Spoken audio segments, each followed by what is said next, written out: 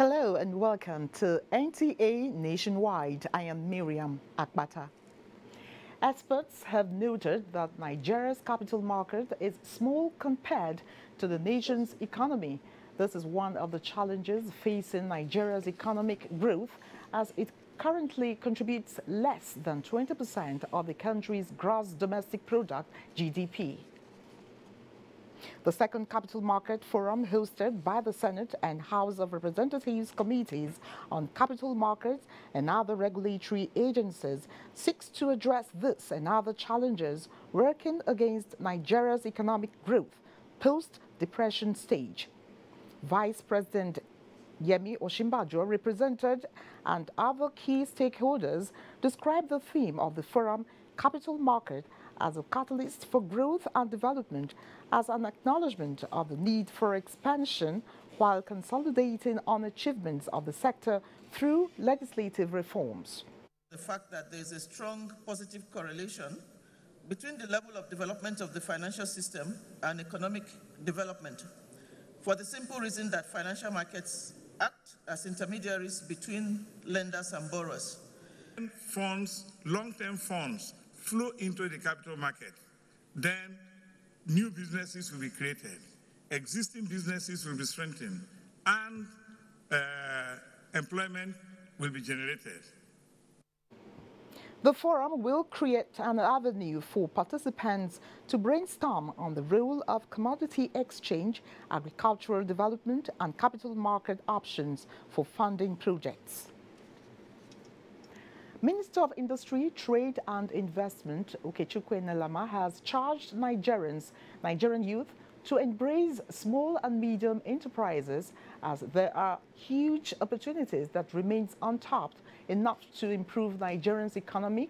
And Minister said this during the Redeemed Christian Church of God Empowerment and Skill Acquisition Scheme themed Connect, Empower and Grow in Nigeria. Oyeyemi Ajayi has the details. Inception of the Buhari-led administration, the campaign on the need to look beyond oil as the mainstay of the country's source of income has been on the increase. Different sectors, including agriculture, ICT, among others, have shown that indeed they are worth tapping into. On increasing the sources of revenue for the government. This time around, the Minister of Industry, Trade and Investment, Okechukwu Enelama, is taking the campaign to the church, encouraging them on the need to embrace MSMEs towards the economic growth of the nation. The general idea is that we want to encourage public-private partnership. What do we mean by that? The government should cooperate more with the citizens and the businesses so that working together, we are stronger. So that's what we're doing. Speaking on the theme, Connect, Empower and Grow, the pastor of the church said Nigerian youths should not always wait for the government to do everything for them, as there are roles they can also play. Opportunities that have been provided by the government, and that those opportunities are waiting for those who will access them. And what he's done for us today, he has given us the information we require to go into the marketplace. The minister said Nigeria is blessed with human capital resources, which, if fully utilized, will make the country to be envied by others around the world, including the so-called developed ones. In Abuja, Oyeyemi Ajayi, NTA News. Now to education matters. The 2018 budget may have been signed, but given the intricacies and complaints arising from the budget figures, issues are still being thrown up, especially the insertions and cuts by the National Assembly. One of such cuts is the reduction of provisions for unity schools from 5 to 2 billion naira. Rashidat Mustafa Olagunju looks at it and the effects will have on infrastructure and security, which the proposed 5 billion was meant for. In Queen's College, we had serious challenges last year that led to the death of 3 beautiful, promising queens. We had to survive without water, and it was a very bad experience for all of us. During water scarcity, a lot of my classmates were fainting, and it was so terrible. Before this experience by students of Queen's College in Lagos, students of Federal Government Girls College, Efon Alayi, had also suffered similar fate that led to about 300 students being hospitalized as a result of waterborne diseases. Aside this, there have been reported cases of fire incidents in unity schools as well as attacks on secondary schools in some parts of the country. This necessitated the budgetary proposal of the amounts to foster recurrence. Now, the first question asked by interested group is if the initial proposed 5 billion naira could actually address the challenges in these institutions. Let us start from the premise that budgetary provisions for the education sector in general has been very appalling over the years. Consistently, it has been on a decline. Starting from that premise, then you would understand that 5 billion for 103 unity schools in the country pales into insignificance given the amount of rot in that sector. Secondly, how will this cuts by the National Assembly impact on federal government's plan to secure and provide conducive learning environment to students? It has a spiral effect. We are already talking of over 10 million out of school children, and that's before the issue of insurgency got to this level where we have the Chibok adoption and then the Dapchi adoption early this year.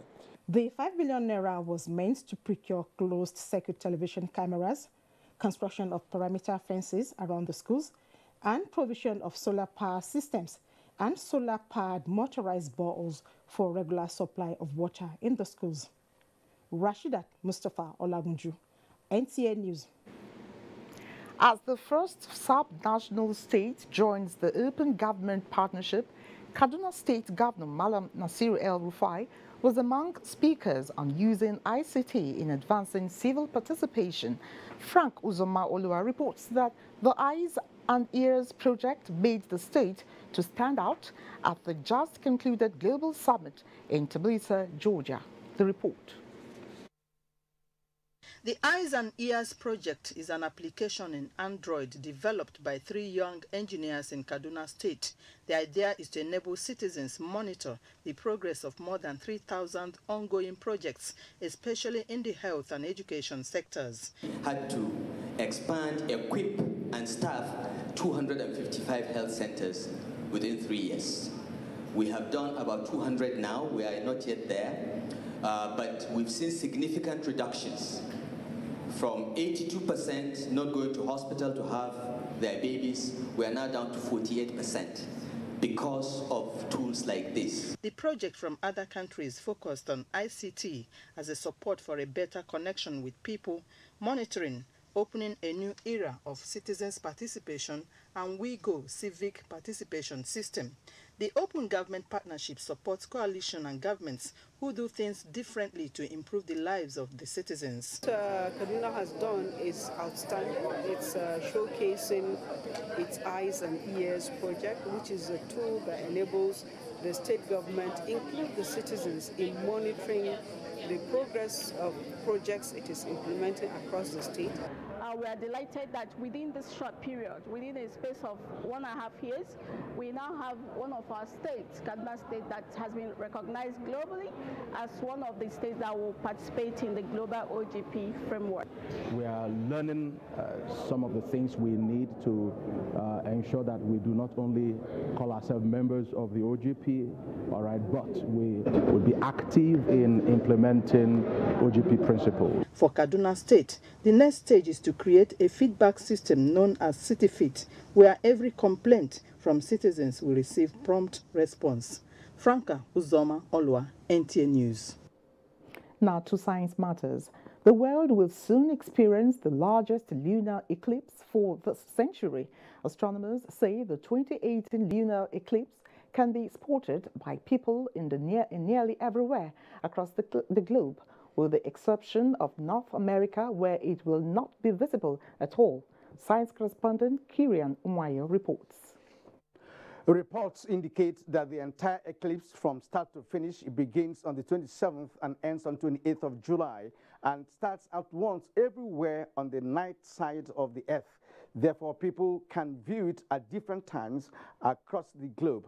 The main feature of the lunar eclipse is its color, which is red, and that's why it is referred to as blood moon lunar eclipse. Now, joining me to provide further explanations on this planetary development is Dr. Ayatunji Benjamin Benro, Deputy Director, Planning and Research, National Space Research and Development Agency, NASDA. You're welcome. Thank you. Now, what is the special feature in this year's lunar eclipse? Apart from the normal reddish appearance of the moon, which occur whenever you have lunar eclipse, this year also you have the Mars is closer to the Earth at this period.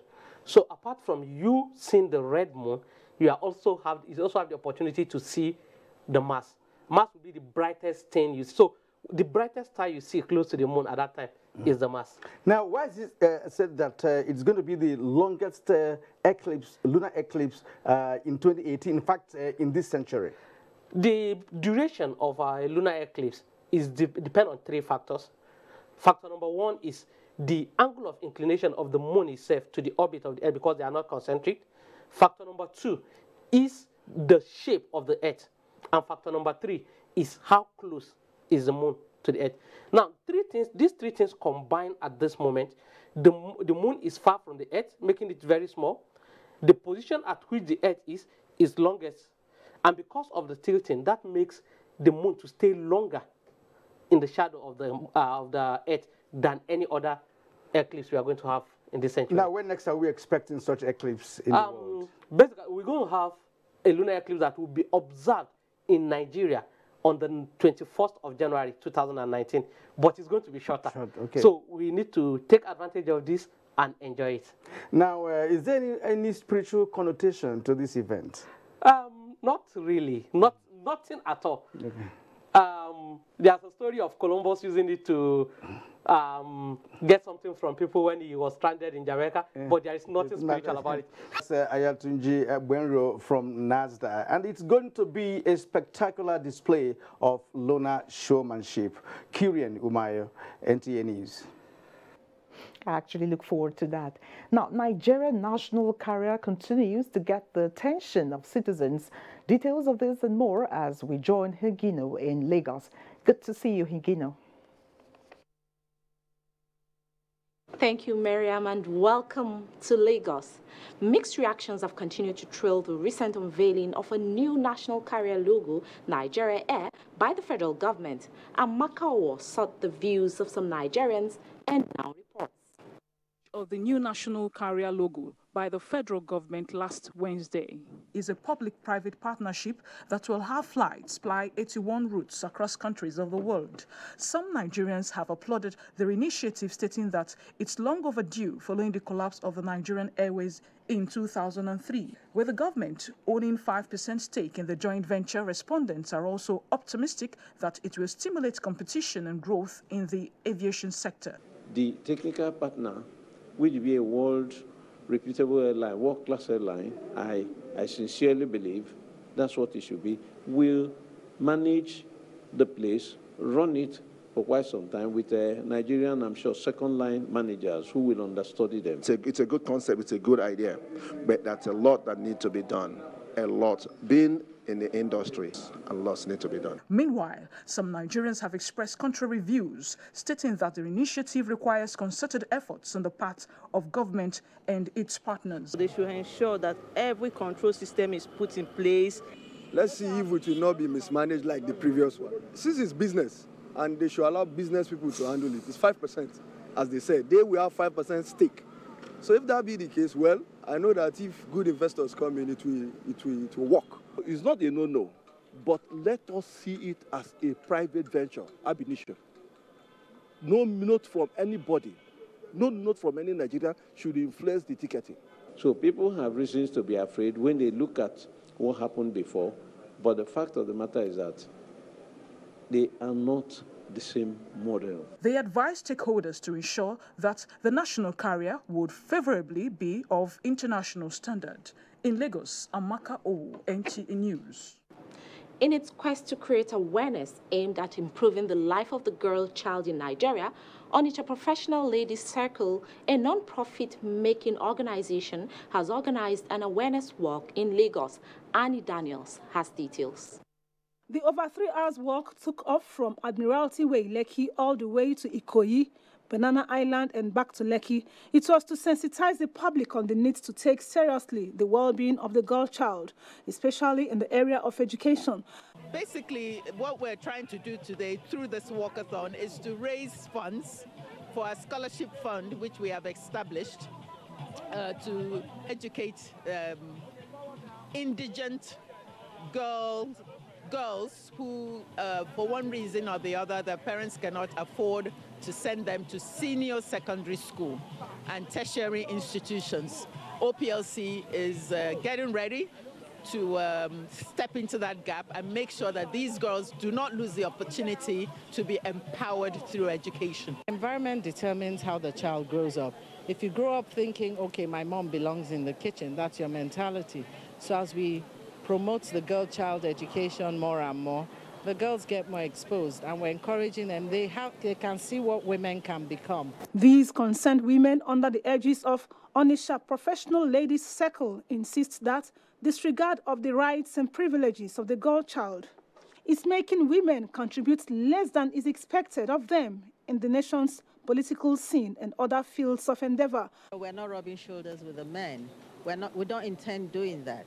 We're trying to train the girl child, make sure that the girl child has the best education. The boy child and the girl child should be given equal opportunity. Women activists say with programs like this one, as well as political will, women and the girl child will effectively contribute their quota to nation building, even beyond expectation. In Lagos, Annie Daniels, NTA News. Let's now link femicide in Jos for stories trending there. It's over to you. Hello and welcome to Jos. To achieve peace and development in Plateau State, dialogue amongst ethnic, religious and political groups must be strengthened. Governor Simon Lalong made this assertion when a delegation of the United Nations Development Programme, UNDP, and the United Nations Women on Peace, Exchange and Learning visited him at the Government House, Little Rayfield, Jos. Zenred Dingmun reports. Governor Lalong urged Plateau citizens to love one another and unite irrespective of their political, ethnic and religious difference. The governor pointed out that peace is a cardinal principle in the present administration and so appealed to citizens to be patient as government is working on structures already set up to sustain peace. What we are planning, like I said, is for the future. It has to outlive, it has to stay. We have to structure, we have to nurture it, so that when we live as politicians, we will always turn back and say, yes, we've established something that will bring peace. Leader of the UNDP and UN Women delegation from Adamawa and Gombe states, Stephen Ayuba said they were in Plateau State to understand the peace architecture in place by the state government. A paradigm shift from the reactionary processes that has always been used whenever there's a breakdown of peace and order, whenever there's conflict, to a sustainable architecture that will transcend any structure of bringing peace in any setup.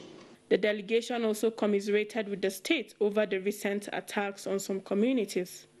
In Jos, Zenred Dingmun, NTA News. Governor Simon Lalong has cautioned against negative interpretation of the security challenges in Plateau as it is capable of portraying the state in bad light. Governor Lalong made this observation in a message to the enlarged Peace and Security meeting of the Southern Senatorial District of the state at the Longomai Palace in Shandam. Sani Ibn Saleh reports. Attendance were traditional rulers, transition committee chairmen, religious and community leaders, as well as heads of security agencies from the zone, represented by Permanent Secretary Security Cornelius Sholbel. Governor Lalong frowned at the negative interpretation of the security situation in the state, stressing that government will not take it kindly with anyone who may want to use the situation for cheap political gains. The governor is really concerned about the reaction of people once there is an incident. Whatever happens, people must show restraint. Commissioner of Police Plateau State Command Ondi Adi said the command has received reports of impending attacks on some communities in the areas, which prompted him to attend the meeting to find out firsthand the true picture of the allegations from the stakeholders. I wouldn't want what we have been experiencing and managing in the northern part of the states to also crop up here. Reacting to the reports, leaders refuted the allegations, saying it is meant to create fear among the people of the senatorial district. In Jos, Fani Bin Saleh, NTA News. Still on security, the relocation of Operation Safe Haven headquarters to Birkin Ladi has begun to yield positive results. This followed the parade of 7 suspects in connection with last month's violence in some villages in the area. NTA Bagang reports. The recent attacks in some parts of the state instated Operation Safe Haven to relocate the Theatre Command headquarters to Birkin Ladi. In continuation of their investigations, the Director of Defense Information, Brigadier General John Agim, said due to intelligence gathering, the military operation has led to the arrest of more suspects who attacked Josu village in Bokos and Zunku in Tanti village. Our intelligence shows that they were part of those attacks. Those that were involved in the attack in the villages, our intelligence are working around the clock, and as soon as we get them, every one of them will be arrested and be treated according to the law. The Director of Defense Information said the suspects will be handed over to the police for further investigations. They are going to be tried here in Jos.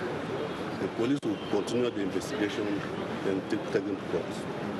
This brings to 18 the number of suspects so far arrested by Operation Safe Haven. In Jos, Nigerian and the Abuja, NTA News. And that's the size of our bulletin in Jos. Miriam, it's back to you in Abuja for the continuation of news nationwide. Thank you. Now, time for a short break. Nationwide returns shortly. Hate speech is not a joke. It incites genocide and crimes against humanity. Most of Africa's civil wars are caused by hate speech from one tribe against another. We don't want it here. The Nigerian government stands firm against hate speech. Under no conditions whatsoever should we tolerate or excuse or justify hate speech or hateful conduct of any kind, especially where such is illegal. There's no doubt that the resurgent push for separatism, as well as the rising cases of ethnic and religious disharmony, are all traceable to the growing phenomenon of hate speech. One nation bound in freedom, peace and unity. Nigeria, one nation, one people. This is a public service announcement brought to you by NTA. The negative impact of fake news to unity, national development and growth is a thrust of NTA Tuesday Live this week. NTA Tuesday Live promises to be incisive and informative. Don't miss it.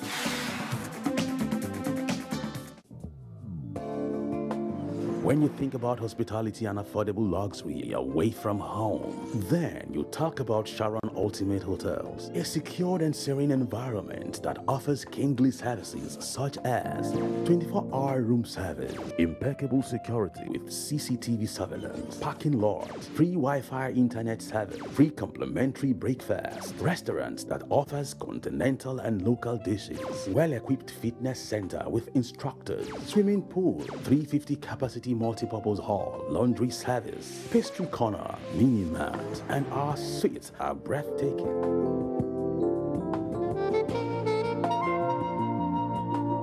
For reservation, locate us at plot 1710, Tafawa Balewa Way, Area 3, Garikia, Abuja. Sharon Ultimate Hotels, the ultimate place.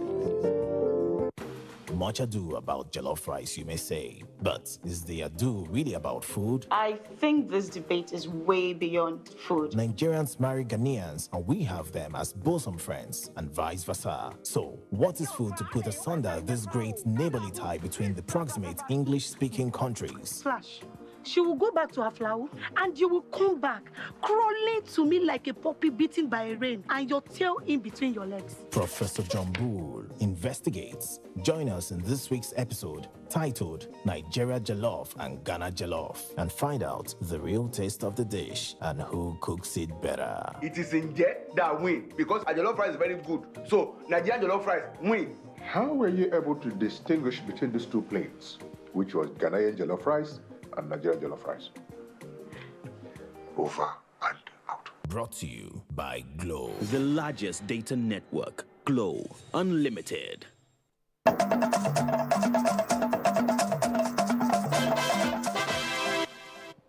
Thanks for staying with us. Now to political matters. Chairman of the All Progressives Congress, APC, Adams Oshomole, says the party will no longer condone indiscipline in the party, warning of expelling any member of the party who fails to respect decisions of constituted authority, especially the president of the nation.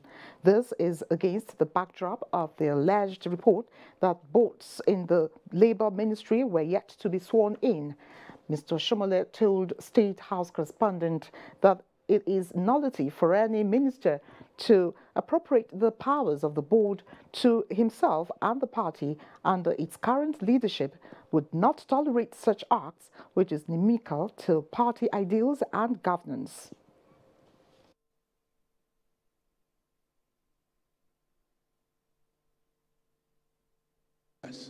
There are no independent candidates in our system.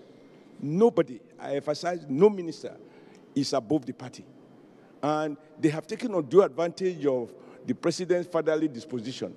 Now, it is the same blue or green pen that makes the minister. It is that same green pen that appointed these boards that they are refusing to swear in. And it is absolutely illegal for a minister in a democracy to appropriate the powers of a board, because the laws establishing those institutions are clear, that the boards have procedures to follow. So when a minister sits in his office, appropriate the powers of the board in a democracy, not in a dictatorship, award contract that didn't go through boards, those are clearly abuse of office, for which they are liable. We have respect for ministers, but only to the extent that they recognize that they are a product of a political party. And we are not negotiating that. If they have done that in the past, under our leadership, we will not tolerate it. They either comply or we will expel them from the party. When we expel them, we will find out how the government can keep a rebel in the cabinet. There's no question about that. Experts have urged political parties in Nigeria to adopt the direct primaries as a way of giving voice to the electorate and deepening democracy in the country. While discussing direct primaries and its implications for democracy, guests on Good Morning Nigeria said this will return power to the people and help sanitize the political system. Lydia Sampson has a report. A thorny issue in Nigeria's democratic experience has been the lack of internal democracy that is reflected in the selection of candidates to stand for elections. Adopting direct primaries and the conduct of primary elections is said to be one way of addressing some of the problems. The guests described the use of the system by the APC in conduct of Osun governorship primaries as encouraging. Carrying a card of a political party does not actually make you a potential voter. Apart from that, there's also the need for every card-carrying member of a political party to also possess the permanent voter's card. Because if you are engaged in the process of selecting who the candidate will be during the election, then of course you must also behind you have the force of voting on the day of the election. Some of these political parties as a briefcase and political parties, where you have a party that has become NGO. The aim of the registration is not to participate in an election, but to position some persons to be able to take advantage of whatever one could gain during the process. Don't forget the fact that international NGOs usually support the parties in terms of building their capacity. So you have some people that register political party in order to target such a benefit. For the direct primaries to succeed, the guests reiterated the need for political party structures and membership register to be credible. Every exercise, whether by direct primaries or indirect primaries, is subject to one form of abuse or the other. And there's an element that we always recommend, whether it's direct primaries or indirect primaries. It depends on the process and of course, the structure of the party to ensure a credible, free and fair election. Going forward, Nigeria should progress towards a situation whereby we employ the direct primary, the direct voting system, so that democracy will be deepened, so that democracy will be more participatory, so that the concept of some certain delegates parading themselves as elites, the concept of some certain delegates, being prone to corruption will be completely eliminated. The guests are optimistic that if properly imbibed, the direct primaries will, in addition to reflecting the will of party members, also provide a level playing ground for candidates who were hitherto skimmed out by the delegate system. In Abuja, Lydia Samson, NTA News. Sequel to the successful stakeholders' consultative meeting for the review of the task shifting and task sharing policy in June 2018, like minds gathered in Abuja to brainstorm on the ongoing review of the task shifting and task sharing policy of the federal government. It is at the instance of Development Research and Project Center, DPRC, in collaboration with the Federal Ministry of Health. Patience Christopher reports. According to the World Health Organization, Nigeria needs 237,000 medical doctors, but currently has 35,000. The country is also said to be second in the area of inadequate number of nurses and midwives in Africa. Due to these and other factors, 65% of Nigerians lack proper access to healthcare services, with 70% of rural populations having no access to healthcare services. Hence, the introduction of tax shifting and tax sharing policy in 2014 by the World Health Organization. This tax shifting and tax sharing policy will help to provide the needed guidelines, will help to provide the needed standard of practice, will help to mitigate all the challenges that people are just providing services that are of less quality to the community members. Tax shifting is about making sure that the other numerous health workers like CHOOS means community health extension workers, JCHOOS, junior community health extension workers, which you find in so many rural areas, will be able to assist the patients with defined tasks that they can do without causing harm. We are all aiming to achieve these sustainable development goals and universal health coverage. But that's not going to be possible when you don't have enough human resources. The workshop is to address some of the challenges of policies such as funding gap, resistance to policies in some states for fear of job insecurity, amongst others. The Development Research and Project Center is a non-governmental organization which monitors and reviews the implementation of tax shifting and tax sharing policy of the government. In Abuja, Patience Christopher, NTA News. Another break beckons. Stay with us. News which is shared for malicious purposes is a danger to our peace and security in Nigeria. Misinformation as fake news is a serious threat to our hard-earned democracy and promotes hatred and misunderstanding between our communities. We are all responsible for stopping the spread of fake news in its tracks. So, always check the source and credibility of any news item. Say no to fake news. This message is brought to you by the Federal Ministry of Information. Yeah, Modena.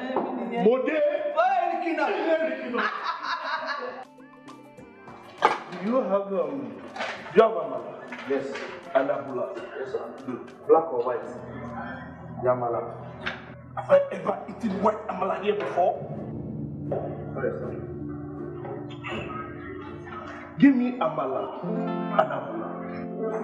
Do you have dodo? Dodo ground. Good. Let me have some dodo. I want you to put the meat in a bowl. Shaki, shuku, abodi. I like my edo to be very tender. You have stockfish? Yes, sir. Good. Let's have some stockfish. And catfish, my favorite. Don't mind them. You have eggs. I would like 6 boiled eggs. No eggs. Okay, the catfish will do. And then rice. Rice and then some salad. Look. Do you have a kuru?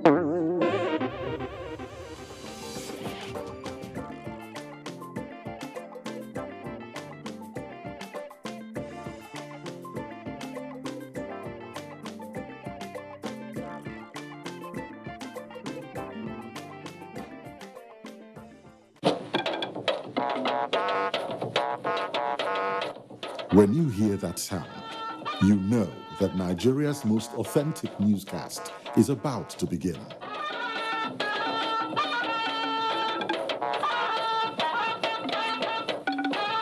NTA Network News, breaking the news for over 40 years.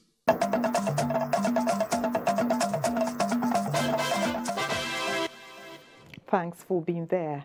Nigeria Navy hands over vessel for repairs as NDDC inaugurates Okwiboku Road. These and more with Dauju in Port Harcourt. Hello, Dauju. Good to see you. Welcome to Port Harcourt. Criminal infractions along Nigeria's maritime corridors are losing steam, consequent upon the sustained onslaughts against illegalities on the waterways by the Nigerian Navy. Onenge Fineface reports on the latest success by the Navy with the handover of a vessel to operatives of the Economic and Financial Crimes Commission. The maritime corridors of Nigeria serve as economic hub for export and import of goods, especially those related to the oil and gas industry. The recent polarization of this strategic economic route by criminals who engage in sea piracy, crude oil theft, illegal oil bunkering and refining, and associated acts of criminalities gave rise to the need for sustained policing of the waterways by the Nigerian Navy. A recent success recorded in this regard is the arrest of 9 suspected oil thieves. A vessel MT Exhiba containing 800 metric tons of diesel, a barge, and 1 locally made wooden boat in February 2018. What is interesting about this particular arrest is that the mother vessel, which Exhiba was expected to have received or sourced her product, was not in the country at the time of the arrest, indicating and implying that the vessel sourced this product from questionable places, and they were delivered with the barge and the wooden boat. As we have always been doing, we will commence investigation into the case. If the suspect and the vessel is found culpable, they shall have their field day in court. Seizures like this are expected to serve as deterrents to others contemplating criminal enterprise in the nation's waterways.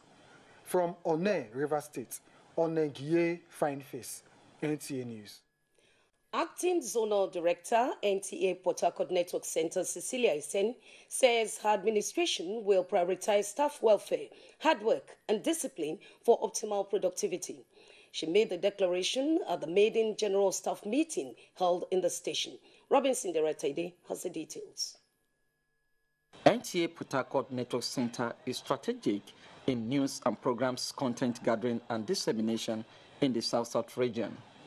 It is against this backdrop that the redeployment of an experienced broadcaster, Cecilia Essien, as the acting zonal director of the center is most appropriate, having previously served as manager and assistant director news in the station. At the general staff meeting, she disclosed that staff welfare, discipline, and total revamping of the network center for effective productivity and coverage are among our top priorities. She noted that the NTA Director General has donated some equipment to enhance the reach of the station. All those issues will make the people of this zone to stand out in the Committee of State. We will promote them. In whatever form a staff life is affected, management will identify with them. In line with the zonal director's policy, management staff appealed to staff to put up character befitting of the organization, while the casual staff are assured of prompt payment of wages. And just like you see a mother is saddled with the responsibility of inculcating discipline at home, I think coming from that angle, staff should comply with that injunction and act accordingly. The meeting was interactive. She has started on a good note, assuring us of staff welfare, and I think that is key to productivity. If she can keep to her promises, I believe all staff will be happy at the end of the day. The reason why she is putting welfare first, because she knows that once you take care of the people, then the people will produce results. Celia Essien was redeployed from NTA Owerri, where she served as general manager. From Port Harcourt, Robinson Deratede, NTA News. And that's it from here. It's over to Jumai in Maiduguri for their contributions to Nationwide. Hello, Jumai. So much, and thanks for joining us in Maiduguri. A 4-day Northern Nigeria Writers' Summit on the development of a blueprint for literature was declared open by Borno State Governor Kashim Shettima. The conference, with participants drawn from the academic community, writers and other professionals, focuses on developing literacy in Northern Nigeria. Jesse Tafida reports. Borno State Governor Kashim Shettima said culture of reading and writing amongst students in the region should be encouraged as adequate attention is being given to the education sector. The governor stressed the need for people in the region to unite and face the challenges bedeviling development and commended leadership of the forum for initiating the conference. He disclosed that all mega schools built by the Borno State government will commence academic activities in September this year. Chairman of the occasion, Professor Olo Bafemi, acknowledged the governor's effort in supporting the forum, noting that the education sector in Borno has been revived under the leadership of Kashim Shettima. Guest speaker Professor Tanima Abubakar said, because of the long history of schools in Borno State and development in the sector, the forum decided to choose Maiduguri as the venue of the event. He expressed the hope that a resolution aimed at the end of the summit will be presented to the northern governors for actualization. Maiduguri, I am Jesse Tafida, NTA News. Borno State Police Command has apprehended 22 persons for committing various criminal offences with life-threatening weapons in their possession. Abubakar Mohammed Musa has the details.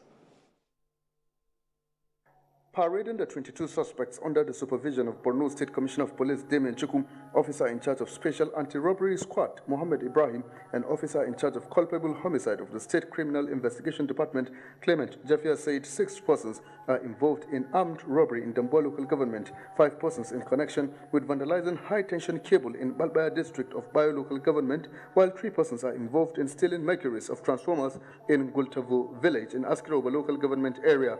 The command also paraded 3 persons for committing culpable homicide and 1 person in possession of stolen vehicle from Gala local government, as well as apprehension of 1 Tijani Babagana of Maiduguri Metropolis for engaging in fraudulent act. 18 live ammunition, 1 AK-47 rifle, 1 Dan gun and cutlass, as well as 3 bows and arrows were recovered from the suspected armed robbers. While reiterating the need for zero tolerance for criminal activities in the state, Commissioner of Police Damien Chukwu announced the apprehension of a frontline politician of the People's Democratic Party, Grema Tarab, alleged to be involved in culpable homicide and inciting disturbances. Meanwhile, Borno State Police Command has decorated 184 officers who have been promoted to various ranks. 172 inspectors were elevated to the rank of Assistant Superintendent of Police, 6 Deputy Superintendent of Police to Superintendent of Police, 3 Superintendent of Police to Chief Superintendent of Police, and 1 Chief Superintendent of Police to Assistant Commissioner of Police. CP Damien Chukwu charged the newly promoted officers to justify the development by showing greater commitment to the Nigerian police force. In Maiduguri, Abubakar Mohammed Musa, NTA News. That sums up our contribution from Maiduguri. Is back to Miriam in Abuja. Hello, Miriam. Thanks. Now, water literary set to be live reflects in communities in Agwata, Anambra State, where its provision through UNICEF EU WASH program has given the people a new lease of life. Uche Nwizu tells us more. For pupils of Angoli Community School, teachers and parents, there is no limit to what they can achieve, confirming the critical role water and sanitation play in the well-being of a people. The shortage of water do not allow us to carry out the hygiene practices very well. People travel from this community to a very distant town to collect water for their usage. Even if it's a community now boasts of access to potable water and good hygiene, these pupils, who call themselves hygiene ambassadors, are taking the lead, making schooling more interesting. Girls like Chikamso don't have to miss classes anymore due to menstrual cycle, as there is now toilets and water for their convenience, courtesy of the UNICEF EU WASH projects. That we are putting in structures like the water and sanitation committees. This is really helping a lot in terms of awareness creation, hygiene promotion. We are putting in food soldiers called the volunteer hygiene promoters. The impact of the EU UNICEF water supply and sanitation sector reform program too on the people is enormous, but not sufficient. Observers therefore stress the need for concerted efforts by governments at all tiers, organizations and individuals for Nigeria to attain the SDG 6 targets by 2030. Uche Nwizu, NTA News. A book titled My Name is Chizaram has been presented to the public to encourage young Nigerians identify with their heritage, celebrate their culture, and speak their indigenous languages within and outside the country. It is coming from a UK-based Nigerian who has returned to touch lives positively. Momso Damian Dati reports. Ahambo, My Name is Chizaram. Souls Exhale and Cinema Letters are the 3 letters books and several articles designed by Ambi Ezem to address real-life challenges of the Nigerian youth, womanhood, cultural values and morals, with consideration to political issues around colonial times and current diversity within Nigeria. On women empowerment and relationships, hurts, emotions, healing, and family. Then the second one is more on politics, culture, religion, immigration, diaspora, and race, I think, yeah. Then the final one, the Cinnamon Letters, is more religious, so for the Christian young women. So they're on topics that the church finds is really hard to talk about in the church world.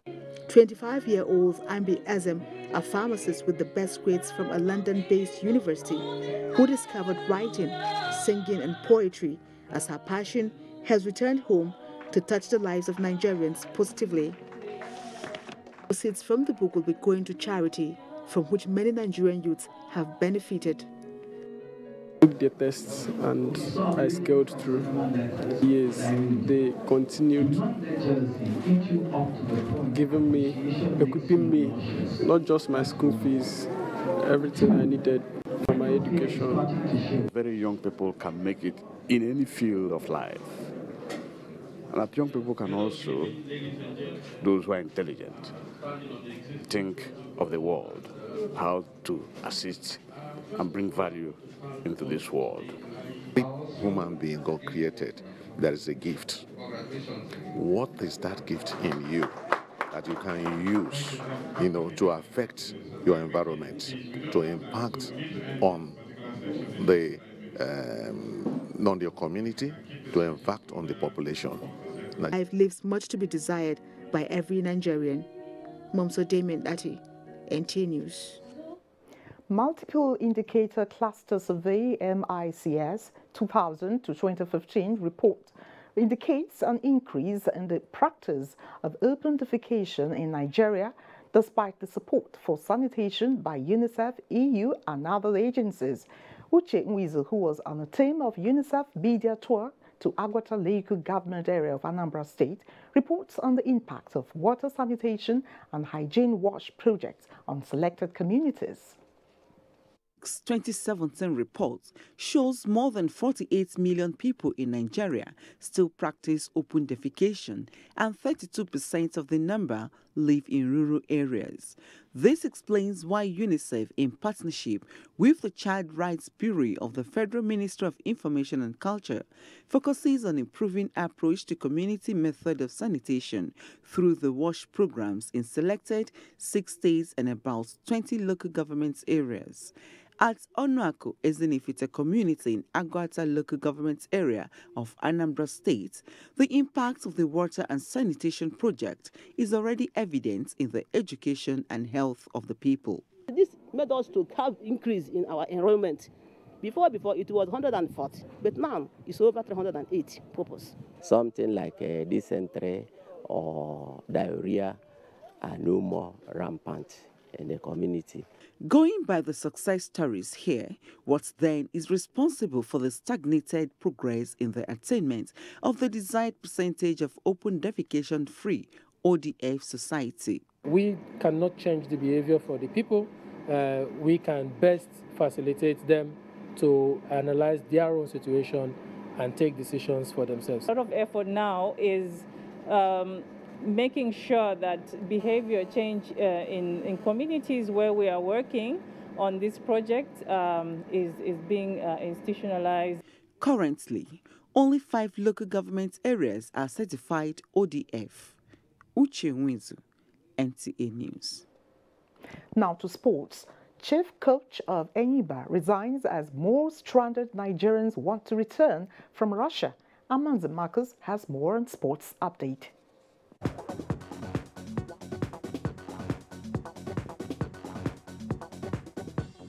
Head coach of Nigeria's national under-20 football team, Paul Aigbogun, has resigned his position as technical advisor of Enyimba International of Aba, ending his 3rd stint at the club. The coach left due to personal reasons. The People's Elephants' first assistant coach, Usman Abdullah, will take charge of the team on an interim basis.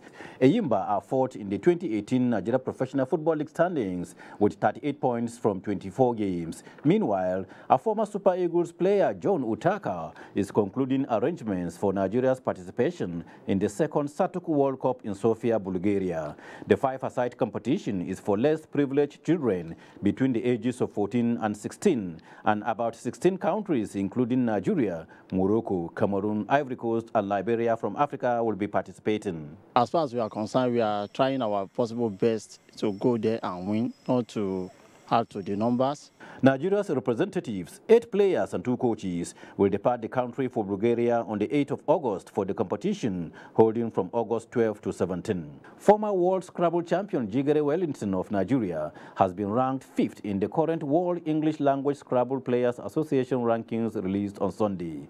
According to the rankings, Ganesh Asivatam of Malaysia is 1st, with Nigel Richard of New Zealand as 2nd, and David Elder of Australia 3rd. Nigeria's Eta Karo is ranked 13th, while former world number 2 Scrabble player and current Nigerian national player Moses Peter is ranked 14th.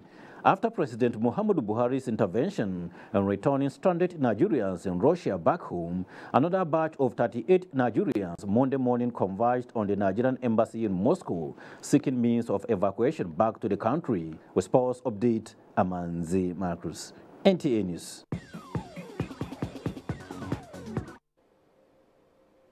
Now a quick check on the weather picture across the country.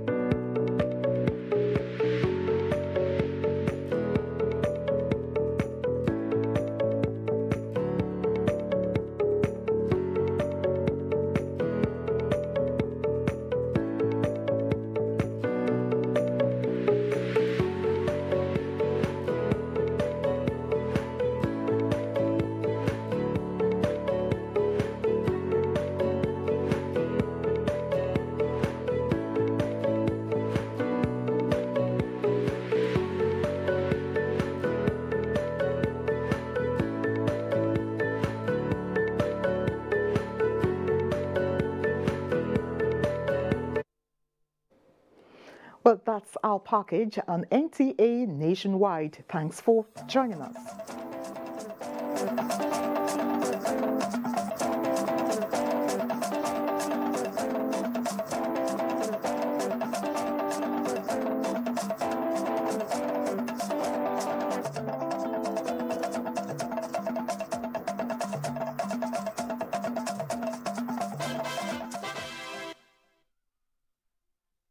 You are watching NTA, Nigerian Television Authority. For more information and news updates, visit our website at www.nta.ng, or you can follow us on Twitter at NTA.